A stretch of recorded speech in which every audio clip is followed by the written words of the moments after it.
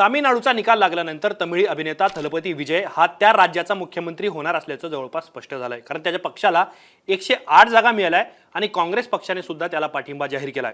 पण महत्त्वाचं म्हणजे थलपती विजयने राज्यपाल आर्लेकर यांची भेट घेतली आणि तामिळनाडूमध्ये सत्ता स्थापनेचा दावा केला। हा विजयचा दावा राज्यपालांनी फेटाळून लावलाय आणि दुसरीकडे डीएमके आणि एआयडीएमके या दोन पक्षांमध्ये एकत्र येण्याबद्दलची चर्चा सुरू झाली आहे। थलपती विजयने 112 आमदारांचं पाठिंब्याचं पत्र राज्यपालांना सोपवलेलं होतं, पण राज्यपालांनी त्याच्या सत्ता स्थापनेचा दावा हा फेटाळून लावलेला आहे। त्यामुळं विजय थलपतीचं मुख्यमंत्री बनणं हे अवघड होत चाललंय का, किंवा त्याच्या मुख्यमंत्री बनण्यामध्ये कुठल्या कुठल्या अडचणी येत आहेत, मागच्या 1 ते 2 दिवसांमध्ये तामिळनाडूमध्ये काय घडलंय, त्याच्याकडे नेमके नंबर्स किती आहेत, त्याला मुख्यमंत्री बनण्यासाठी किंवा त्याचं सरकार स्थापन करण्यासाठी अजून किती आमदारांची आवश्यकता आहे, हेच आपल्याला या व्हिडिओच्या माध्यमातून समजून घ्यायचं आहे। नमस्कार, मी या ठिकाणी मुंबई तकमध्ये तुम्हा सर्वांचं स्वागत आहे। तर आता तामिळनाडूमध्ये थलपती विजयकडे नेमके किती आमदार आहेत आणि त्याला किती आवश्यकता आहे हे समजून घेण्यापूर्वी निकाल लागल्यानंतर थलपती विजयने आतापर्यंत काय केलंय ते आधी समजून घ्यावं लागेल। निकाल लागला, निकालामध्ये 108 जागा थलपती याच्या टीव्हीके पक्षाला मिळाल्या, 5 जागा काँग्रेस पक्षाला मिळाल्या आणि लगेचच काँग्रेस पक्षाने टीव्हीकेला पाठिंबा जाहीर केला। म्हणजे एक प्रकारे सत्तेचा जो दावा आहे तो थलपती विजयचा मजबूत झाला। म्हणून थलपतीने काय केलं, लगेचच चेन्नईतल्या लोकभवनमध्ये तिथले राज्यपाल राजेंद्र आर्लेकर यांची भेट घेतली आणि तामिळनाडूमध्ये सत्ता स्थापनेचा दावा केला। आता ज्या वेळेला थलपती विजय हा राज्यपालांकडे गेला त्यावेळेला त्याने स्वतःच्या पक्षाचे 107 आणि काँग्रेसचे 5 असे 112 आमदारांचं पाठिंब्याचं पत्र हे राज्यपालांना सोपवलं। आता तुम्हाला अजून एक गोष्ट मला इथे ॲड करायची आहे। 108 जागा टीव्हीकेचे जिंकलेल्या आहेत आणि त्याच्यामध्ये थलपती विजय हा 2 जागांवरून निवडून आलेला आहे। त्यामुळं जर पाठिंब्याचं पत्र पाठवलं जाईल किंवा आमदारांची एकूण संख्या काउंट केलं जाईल त्यावेळेला थलपती विजय हा एकाच जागेवरून निवडून आला असं गृहीत धरलं जाईल। त्यामुळं 108 जागांवरती जरी त्याचा विजय झालेला असला तरी सुद्धा ते 107च मानले जाईल। त्यामुळं काँग्रेसच्या पाठिंब्यामुळं किंवा काँग्रेसने पाठिंबा दिल्यानंतर थलपती विजयने आमदारांच्या पाठिंब्याचं पत्र हे राज्यपालांना सोपवलं।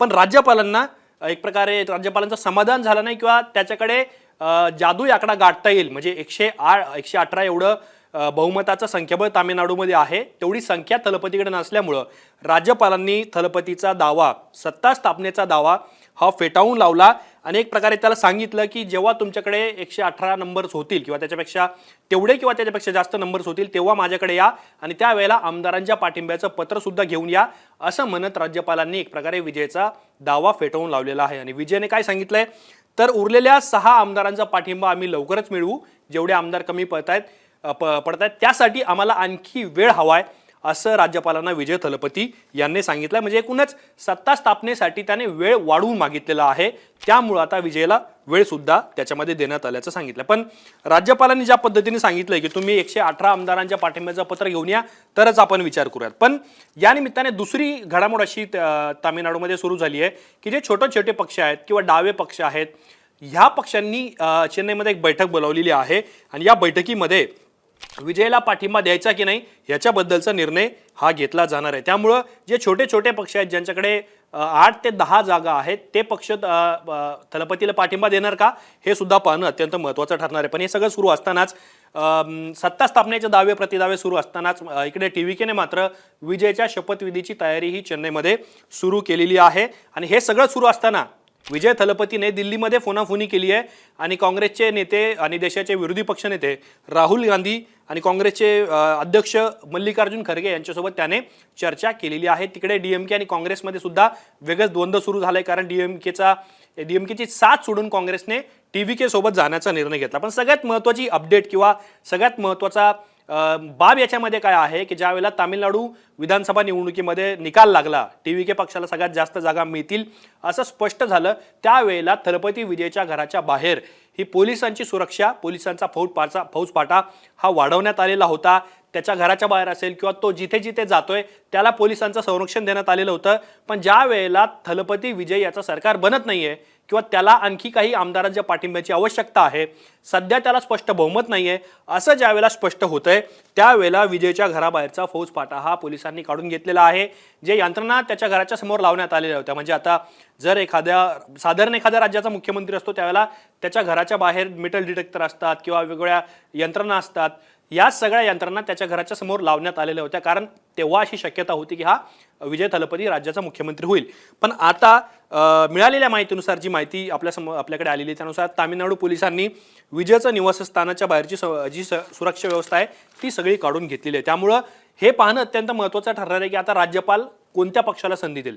दुसरी महत्त्वाची घडामोड याच्यामध्ये अशी आहे की AIADMK आणि DMK या दोन पक्षांमध्ये सुद्धा सत्तेसाठी बोलणी सुरू झाल्याची माहिती ही सूत्रांनी दिलेली आहे. अर्थातच आता तामिळनाडूच्या राजकारणामध्ये हे दोनही राजकीय पक्ष एकमेकांचे कट्टर राजकीय वैरी मानले जातात. म्हणजे पूर्वीच्या अनेक केसेस याच्यामध्ये अशा आहे की दोन्ही पक्षांमध्ये टोकाचे संघर्ष झाल्याचं आपल्याला पाहायला मिळालेलं होतं. पण ज्या वेळेला एक अभिनेता राजकीय भूमिका घेतो, राजकारण करतो, निवडणूक लढवतो आणि मोठ्या प्रमाणात त्याला यश सुद्धा मिळतं, तामिळनाडू सारख्या राज्यामध्ये 100पेक्षा अधिक आमदार निवडून आणतो, अशा वेळेला थलपती विजय राजकारणामध्ये थलपती विजयचा डॉमिनन्स वाढू नये म्हणून सुद्धा किंवा मग राजकीय गरज म्हणून सुद्धा AIADMK आणि DMK दोन्ही एकत्र येणार का, जी चर्चा सोशल मीडियावरती किंवा राजकीय वर्तुळामध्ये सुरू आहे त्याच्याबद्दल दोन्ही पक्षांकडून अजूनही स्पष्टीकरण देण्यात आलेलं नाही आहे. त्यामुळं ही एक प्रकारची खेळी आहे का, असा सुद्धा याच्यामध्ये महत्त्वाचा मुद्दा उरतो. पण DMK आणि AIADMK यांच्याकडे सुद्धा विजय थलपती याच्याकडे जेवढे नंबर्स आहेत, म्हणजे 112 ते 113 तेवढेच नंबर या दोन्ही पक्षांकडे सुद्धा आहे. त्यामुळं तामिळनाडूमध्ये राजकीय तिढा हा सध्या संपताना आपल्याला पाहायला मिळत नाहीये. म्हणजे सगळ्यात महत्त्वाचा मुद्दा याच्यामध्ये राज्यपालांच्या भूमिकेचा असणार आहे, कारण राज्यपालांनी थलपती विजयला 118 ते म्हणजे त्याच्यापेक्षा जास्त आमदारांच्या पाठिंब्याचं पत्र मागवलेलं आहे. त्यामुळं आता थलपती विजयने छोट्या छोट्या पक्षांसोबत संधान साधायला सुरुवात केलेली आहे. त्यामुळं त्याला आगामी काळात पाठिंबा मिळणार का, ज्या पद्धतीने तामिळनाडूची निवडणूक झाल्यानंतर किंवा त्याचे निकाल आल्यानंतर ज्या पद्धतीने कल आले, ज्या पद्धतीने निकाल लागला, त्यावेळेला स्पष्ट दिसत होतं की थलपती विजय हा तामिळनाडूचा मुख्यमंत्री होईल, त्याचं सरकार बनेल. पण तशी सिच्युएशन किंवा तशी परिस्थिती आता बनताना दिसत नाही, कारण त्याला आमदारांची जुळवाजुळव करताना फार कष्ट घ्यावे लागतात किंवा फार एक प्रकारे त्याला प्रयत्नांची पराकाष्ठा करावी लागते. त्यामुळं आगामी काळामध्ये विजय CM होणार का, AIADMK DMK एकत्र येणार का, छोटे पक्ष सरकार बनवण्यामध्ये कुठली भूमिका बजावणार, याकडे आपल्या सर्वांचं लक्ष असणार आहे. पण तुम्हाला या सगळ्या प्रकरणाबद्दल काय वाटतं हे आम्हाला कमेंट बॉक्समध्ये नक्की सांगा. असेच माहितीपूर्ण व्हिडिओ पाहण्यासाठी मुंबई तकच्या YouTube चॅनलला सबस्क्राईब करायला विसरू नका.